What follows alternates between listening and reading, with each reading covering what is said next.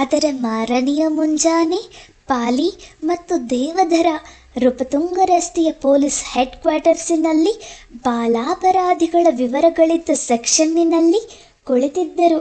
ಅವರೆದುರಿಗೊಂದು ಮೇಜು, ಅದರಾಚೆಗೆ ಕಪ್ಪಗಿನ ಒಬ್ಬ ಹೆಣ್ಣು ಮಗಳು. ಆಕೆ ಬಾಲಾಪರಾಧಿಗಳ ಅಷ್ಟೂ ವಿವರಗಳನ್ನು ಶೇಖರಿಸಿಡುವ ಅಧಿಕಾರಿ. ಆಕೆ ಎದುರು ಒಂದು ಕಂಪ್ಯೂಟರು. ಪಾಲಿ ಕಂಪ್ಯೂಟರಿನ ಪರದೆಯ ಮೇಲೆ ಮೂಡಿದ್ದ ಚಿತ್ರವನ್ನೇ ದಿಟ್ಟಿಸಿ ನೋಡುತ್ತಿದ್ದ. ಅದು ಜೇನ್ ಕ್ವೀನಾಳ ಚಿತ್ರ. 13-14 ವರ್ಷದವಳಿದ್ದಾಗಿನದಿರಬೇಕು. ಆ ಫೋಟೋ ಹಲ್ಲಿಗೆ ಕ್ಲಿಪ್ ಇತ್ತು. ಮೇಜಿನ ಮುಂದೆ ಕುಳಿತಿದ್ದಾಕೆ ಮೌಸ ಸರಿಸಿದಳು. 9 ವರ್ಷದ ಹುಡುಗನೊಬ್ಬ ರಕ್ತದ ಮಡುವಿನಲ್ಲಿ ಸತ್ತು ಬಿದ್ದಿದ್ದ. ಇನ್ನೊಂದು ಚಿತ್ರವಿತ್ತು. ಈ ಹುಡುಗಿ ತನ್ನ ತಮ್ಮನ್ನ ಕೊಲೆ ಮಾಡಿದಾಗ ಎಷ್ಟು ವರ್ಷದವಳು ಕೇಳಿದ ಪಾಲಿ. 14. ಕೊಲ್ಲೋದಿಕ್ಕೆ ಅಂಥ ಕಾರಣ ಅಂತೇನೂ ಇರಲಿಲ್ಲ ಅಂತ ಹೇಳಿಕೆ ಕೊಟ್ಟಿದ್ಲು. ಯಾಕೆ ಕೊಂದೆ ಅಂತ ನನಗೆ ಗೊತ್ತೂ ಇಲ್ಲ ಅಂದಿದ್ಲು. ಅಲ್ಲೊಂದು ಚಾಕು ಬಿದ್ದಿತ್ತು, ತಗೊಂಡು ಕೊಂದುಬಿಟ್ಟೆ ಅಂತ ಜಡ್ಜ್ ಮುಂದೆನೇ ಹೇಳಿದ್ಲು. ಆಕೆ ವಿವರಿಸಿದ್ದಳು. ಅಲ್ಲಿಂದ ಎದ್ದು ಹೊರಬಂದ ನಂತರ ದೇವದರ ಕೇಳಿದ್ದ, ಎಂಥ ವಿಚಿತ್ರ ಅನ್ಸುತ್ತಲ್ವ ಸರ್? ಇದರಲ್ಲಿ ವಿಚಿತ್ರ ಏನಿದೆ ದೇವು? ಮನೆಯಲ್ಲಿ ತನ್ನ ತಮ್ಮನಿಗೆ ಸಿಕ್ಕ ಪ್ರೀತಿ, ಪ್ರಾಮಿನೆನ್ಸು ತನಗೆ ಸಿಕ್ಕಿಲ್ಲ. ಹುಡುಗಿಗೆ ಮನಸ್ಸು ಕೆಟ್ಟಿದೆ. ತಮ್ಮ ಮನೆಯಲ್ಲಿ ಒಬ್ಬನೇ ಸಿಕ್ಕಾಗ ಕೊಂದು ಹಾಕಿದ್ದಾಳೆ, ಅಷ್ಟೇ ಅದು. ಇಂಥದ್ದೇ ಕಾರಣಕ್ಕೆ ಆ ಪ್ರೊಫೆಸರನ ಹೆಂಡತಿ, ಏನು ಹೆಸರು ಅವಳದು? ಎಮಿಲಿ ಅಂತ ಇರಬೇಕು, ಇಡೀ ಕುಟುಂಬವನ್ನು ಕೊಂದು ಹಾಕಿದ್ಲು. ಪಾತಕ ಪ್ರಪಂಚದಲ್ಲಿ ಇಂಥವು ಆಗ್ತಾ ಇರ್ತಾವೆ. ಯು ಶುಡ್ ನೋ, ಉತ್ತರಿಸಿದ ಪಾಲಿ. ಸರ್, ನಾನು ಹೀಗಂತೀನಿ ಅಂತ ತಪ್ಪು ತಿಳ್ಕೋಬೇಡಿ. ಯಾಕೆ ಸರ್, ಯಾಮಿನಿ ಮೇಡಮ್ ಸುತ್ತ ಬರೀ ಇಂಥವರೇ ಇದ್ದಾರೆ. ನಿಮಗೆ ಇದು ವಿಚಿತ್ರ ಅನಿಸಲ್ವಾ? ದೇವದರ ಕೇಳಿದ ಪ್ರಶ್ನೆಗೆ ಉತ್ತರವಿರಲಿಲ್ಲ. ಪಾಲಿ ಸಿಗರೇಟು ಹಚ್ಚಿದ. ಅವರು ಇಲ್ಲಿಂದ ನೇರವಾಗಿ ಹೋದದ್ದು ಕೋರಮಂಗಲದ ಕಂಪ್ಯೂಟರ್ ಸೆಂಟರಿಗೆ. ಅಲ್ಲೇ ಇದೆ ಜೂನಿಯರ್ ಪೊಲೀಸ್ ಆಫೀಸರ್ಸ್ ಕ್ವಾರ್ಟರ್ಸ್. ದಿಲ್ಲಿಯಿಂದ ಬರುವಾಗ ದೇವದರ ತಂದಿದ್ದ ಅಷ್ಟೂ ದಾಖಲೆಗಳು ಅವನ ಕ್ವಾರ್ಟರ್ಸ್ನಲ್ಲಿವೆ. ಅವನ ಸ್ವಭಾವವೇ ಹಾಗೆ. ಎಲ್ಲಿಗಾದರೂ ಕಳುಹಿಸಿದರೆ ಹೇಳಿದ ಕೆಲಸವನ್ನಷ್ಟೇ ಮಾಡಿಕೊಂಡು ಬಂದಿರುವುದಿಲ್ಲ. ಅದಕ್ಕೆ ಸಂಬಂಧಪಟ್ಟ ಅಷ್ಟು ವಿವರಗಳನ್ನು ಎತ್ತಿಕೊಂಡು ಬಂದಿರುತ್ತಾನೆ. ಹನುಮಂತ ಇಡೀ ಪರ್ವತ ಹೊತ್ತು ತಂದಂತೆ. ಅದರಲ್ಲಿರೋ ಸಿಡಿಯಲ್ಲಿ ಅಷ್ಟೆಲ್ಲ ವಿವರಗಳು ಇರ್ತವೆ ಅಂತೆಯಾ? ಕೇಳಿದ ಪಾಲಿ. ಸರ್, ಶರದ್ ಯಾಮಿನಿ ದಿಲ್ಲೀಲಿ ಓದ್ತಾ ಇದ್ದಾಗ ಆ 4 ವರ್ಷದಲ್ಲಿ ಸೈಕಾಲಜಿ ಡಿಪಾರ್ಟ್ಮೆಂಟ್ನಲ್ಲಿ ಏನಿತ್ತು, ಯಾರ್ಯಾರಿದ್ರು ಅನ್ನೋ ಅಷ್ಟೂ ಡೀಟೇಲ್ಸ್ ತಂದಿದ್ದೀನಿ. ಐ ಆಮ್ ಶ್ಯೂರ್ ಪ್ರತಿಯೊಂದನ್ನು ಅವರು ಸಿಡಿಗೆ ಹಾಕೊಟ್ಟಿದ್ದಾರೆ ಅಂದಿದ್ದ ದೇವಧರ ಕಾರನ್ನು ಕ್ವಾರ್ಟರ್ಸ್ ಪಕ್ಕದ ಕಂಪ್ಯೂಟರ್ ಸೆಂಟರ್ ಮುಂದೆ ನಿಲ್ಲಿಸಿ ಪಾಲಿಯನ್ನಿಳಿಸಿ ಹೋದ 5 ನಿಮಿಷದಲ್ಲಿ ಸಿಡಿ ತಂದಿದ್ದ. ತಾನೇ ಕಂಪ್ಯೂಟರ್ನ ಮುಂದೆ ಕುಳಿತು ಸಿಡಿ ಹಾಕಿದ. ವಿಜಯ ವಿಜಯ ವಿಜಯ. ಓಹೋ, ಆ ಹೆಸರಿನವರ್ಯಾರೂ ಇರಲಿಲ್ಲ ಅಂದ. ವಿಜಯ ಶುಭಂಕರ್ ಅಂತ ಇದ್ರ ನೋಡು? ಕೇಳಿದ ಪಾಲಿ. ಆ ಹೆಸರಿನವರು ಇಲ್ಲ ಸರ್.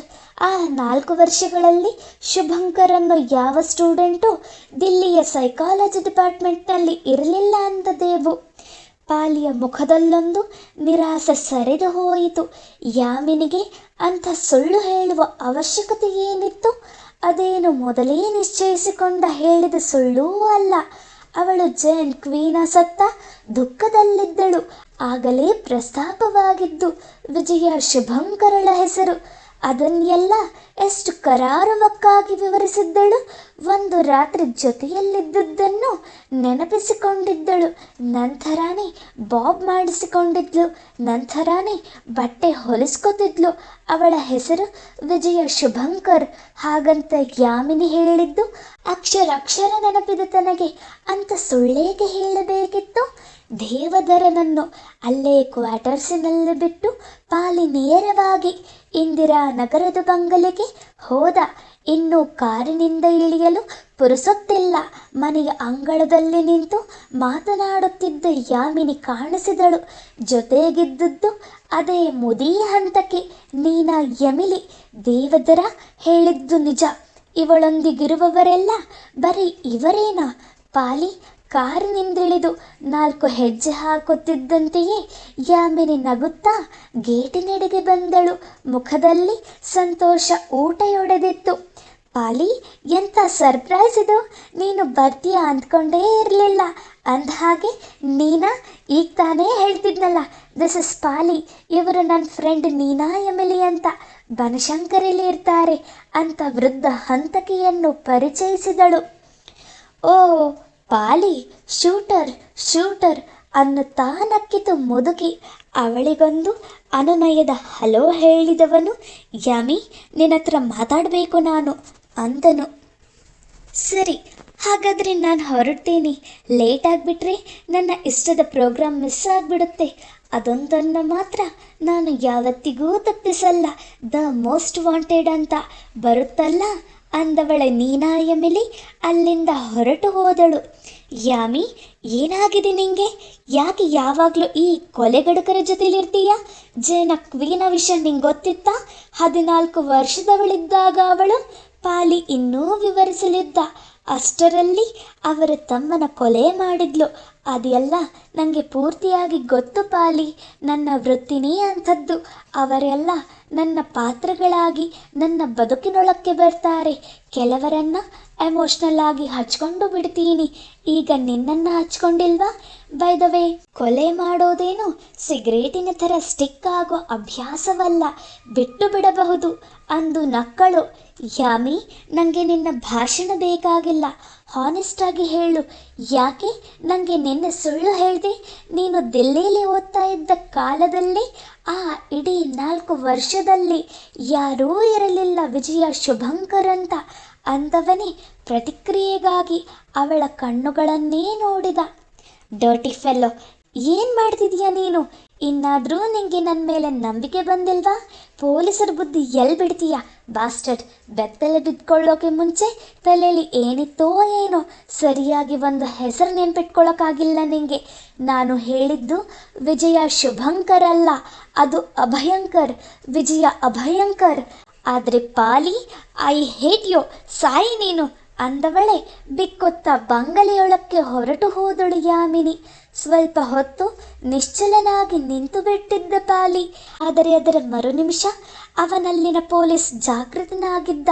ಮಧ್ಯರಾತ್ರಿಯ ಹೊತ್ತಿಗೆ ಮತ್ತೆ ಇಬ್ಬರು ಕಂಪ್ಯೂಟರಿನ ಮುಂದಿದ್ದರು. ಪಾಲಿ ಮತ್ತು Devadhar. Abhyankar, yes, miss M V. Abhyankar ಅಂತ ಇದೆ ಸರ್ ಇಲ್ಲಿ, ಉದ್ಘರಿಸಿದ ದೇವಧರ. ಯಾಮಿನಿಗಿಂತ 2 ವರ್ಷಕ್ಕೆ ಜೂನಿಯರ್ ಆಗಿದ್ದ ವಿದ್ಯಾರ್ಥಿನಿ. ಯಾಮಿನಿ ತನ್ನ ಓದು ಮುಗಿಸಿ ದಿಲ್ಲಿಯಿಂದ ವಾಪಸ್ಸು ಬಂದ ನಂತರವೂ ಅವಳು ಅಲ್ಲೇ ಮುಂದುವರೆದಿದ್ದಳು. ಸೈಕಿಯಾಟ್ರಿಯಲ್ಲಿ ಡಾಕ್ಟರೇಟ್ ಮಾಡಿದಳು. ಎಲ್ಲಿಯವಳೋ ನೋಡು ಅಂತ ಪಾಲಿ ಅನ್ನುವಷ್ಟರೊಳಗಾಗಿ ಆ ವಿವರವು ಕಂಪ್ಯೂಟರಿನ ಮೇಲೆ ಬಂದೇ ಬಿಟ್ಟಿತು. Miss M V. Abhyankar, daughter of Madan Abhyankar, Koramangala, Bengaluru. ಇನ್ನು ಪಾಲಿ ತನ್ನನ್ನು ತಾನು ನಿಯಂತ್ರಿಸಿಕೊಳ್ಳದಾದ. ಎಲ್ಲೋ ಅನುಮಾನದ ಮುಳ್ಳು ಮಿದುಳಿನ ಮಾಂಸಲ ಭಾಗವನ್ನು ಚುಚ್ಚತೊಡಗಿತ್ತು. ದೇವದರನನ್ನು ಎಬ್ಬಿಸಿಕೊಂಡವನೇ ಕೋರಮಂಗಲದ RTO ನಿಜಾಮ್ ಖಾನ್ ಎಂಬುವನ ಮನೆಗೆ ಹೋದ. ಫಾರ್ಚುನೇಟ್ಲಿ ಆ ಅಧಿಕಾರಿ ಇನ್ನೂ ಮಲಗಿರಲಿಲ್ಲ. 10 ನಿಮಿಷದ ಮಾತು. ಆಫೀಸಿಗೆ ಬನ್ನಿ, ಕಂಪ್ಯೂಟರ್ ಆನ್ ಮಾಡಿಕೊಟ್ಟರೆ ಸಾಕು, ನಮಗೆ ಬೇಕಾದ ವ್ಯಕ್ತಿಯನ್ನು ನಾವೇ ಹುಡುಕಿಕೊಳ್ಳುತ್ತೇವೆ, ಮತ್ತೆ ನಿಮ್ಮನ್ನು ವಾಪಸ್ಸು ಬಿಟ್ಟು ಹೋಗುತ್ತೇವೆ ಮನೆಗೆ. ಹಾಗಂತ ದೇವಧರ ನಿಜಾಮ್ ಖಾನನನ್ನು ಕನ್ವಿನ್ಸ್ ಮಾಡುತ್ತಿದ್ದ.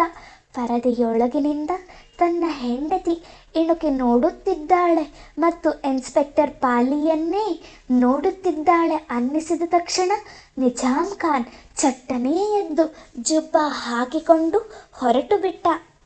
10ನೇ ನಿಮಿಷಕ್ಕೆ ಅವರು ಕಂಪ್ಯೂಟರಿನ ಮುಂದಿದ್ದರು. ಒಂದೇ command, miss M V. Abhyankar. Yes, ಅವಳ ಡ್ರೈವಿಂಗ್ ಲೈಸೆನ್ಸ್ನ ವಿವರಗಳಿದ್ದವು. ನಿಜಾಮ್ ಖಾನ್ ಮೌಸ್ ಕದಲಿಸಿದ. ಇದ್ದಕ್ಕಿದ್ದಂತೆ ಪಾಲಿಯ ಅಂಗೈ ಬೆವರತೊಡಗಿತು. ಕಂಪ್ಯೂಟರಿನ ಪರದೆಯ ಮೇಲೆ ಮೂಡಿದ್ದು ಯಾರೋ ಅಪರಿಚಿತ ಹುಡುಗಿಯ ಚಿತ್ರವಲ್ಲ, ಅದು